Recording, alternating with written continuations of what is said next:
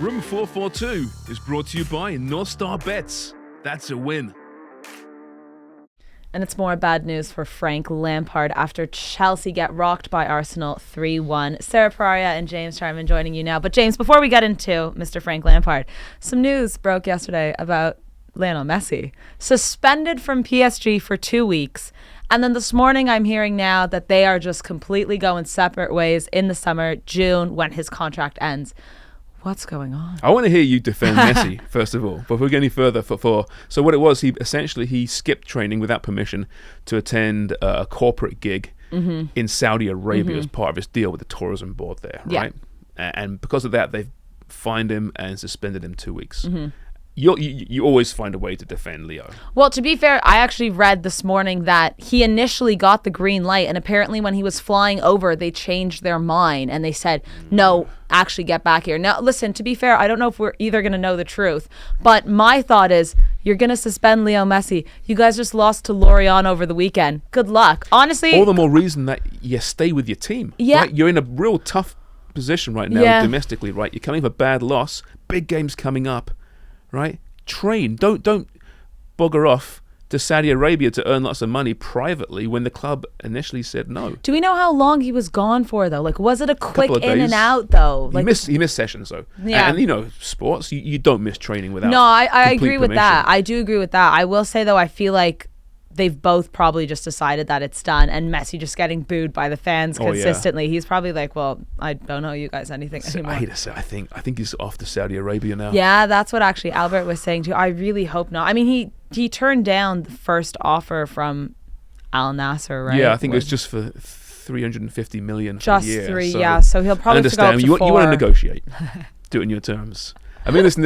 We discussed this before. If he leaves for Saudi Arabia for that kind of money, I mean, who can really judge him on that? I mean, that's insane. As rich as he is, that is, I don't know, that's more than some small countries. Yeah, no kidding. Well, I'm curious to also see what goes on, though, at PSG for the next couple of weeks, because as we know, Neymar's out for the season. Yeah. They're losing with Messi and Mbappe already. Now you have Messi out. Good luck. Cheers. Bit of a mess there. But there's clubs with bigger messes than PSG.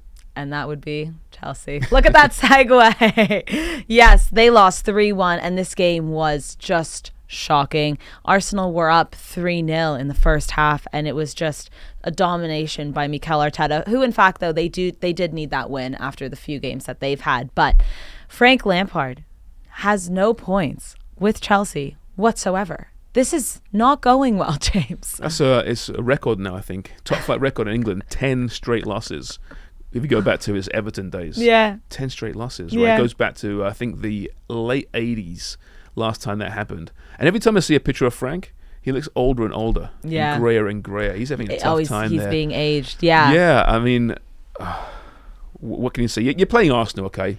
Sure. Fair enough, you're playing Arsenal. You can lose that game, but to go down 3-0 so early, and then given what's coming up in this schedule, they're playing Bournemouth next, aren't they? Sorry, who they're tied with. Now, that is the stat of the day. All year long, we've been talking about relegation clubs. No, Bournemouth's in the hunt. They could be going down, probably going down. Now, they've played so well recently, they've got out of that. But the fact that they're tied on points, on 39 points, with Chelsea Football Club, just shows how far this team has crashed this season. It's incredible. 12. Yeah, no, let's actually take a look at the stats since Frank Lampard has joined Chelsea, because they're not good. All right, so we see 6 games played.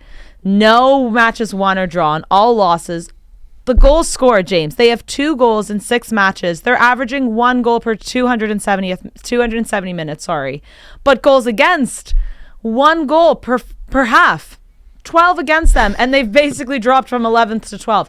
This could not actually be worse, I don't think, unless they didn't have those 2 goals scored. It could be 0, I guess. I tell you, if Graham Potter was still in charge, I'm sure they'd have some points at least, right? And I'm not criticising Frank Lampard again. We kind of touched on it yesterday.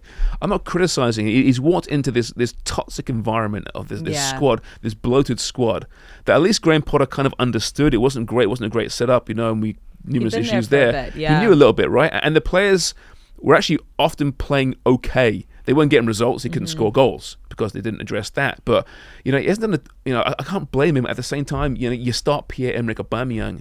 yesterday for the first time in, is it 6 months, I think, against his former club. You got Havertz on the bench, and then you have to sub him off at half time because he's been so poor. Then you can point fingers at the manager saying, okay, Frank, you're overthinking this. What is going on? But it's just a complete you-know-what show at the moment. Yeah. And let's just a quick reminder, look at the players that Chelsea brought in the January transfer window. We're talking, we know Enzo Fernandez for that gross amount of money. Joao Felix, Fofana, Madueke, he got on the board yesterday, actually.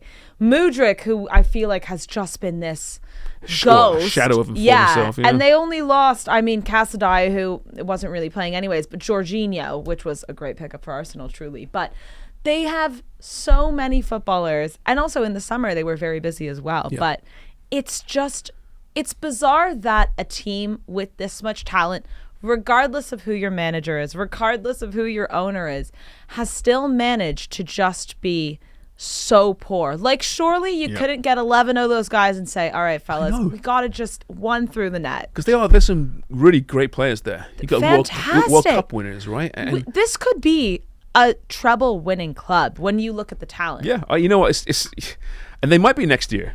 And they might imagine they might get the right guy in there, and they strip down that squad, and there's 40 players right now. You break it down to something in the 20s. Well, they can't win a treble next year because they're not in the UCL.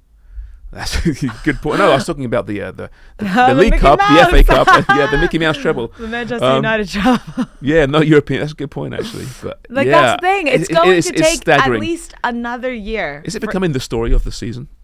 Oh, this is... Now that Arsenal's dropped down a little bit, and listen, Arsenal's back in first place. And I feel like we forgot about Napoli a bit only because they were knocked out of the UCL. Yeah. And we already know they've won the Scudetto, not technically, well, they could this weekend, or this week actually, but because I think they were knocked out of the UCL, just some shadow. And if we told pre-season Napoli win the Scudetto, we'd be like, wow, really? That's great. I don't think we'd be completely blindsided compared to Chelsea in 12th place, tied with Bournemouth on points. And Chelsea, okay, wait, so I just told you about their schedule. Their last 3 matches of the season, so they have Bournemouth, who they're actually tied with they have that game away from home. They could lose that game. They could definitely lose very easily. And then they have Nottingham Forest, but their last 3 games end Manchester City, Manchester United, and Newcastle.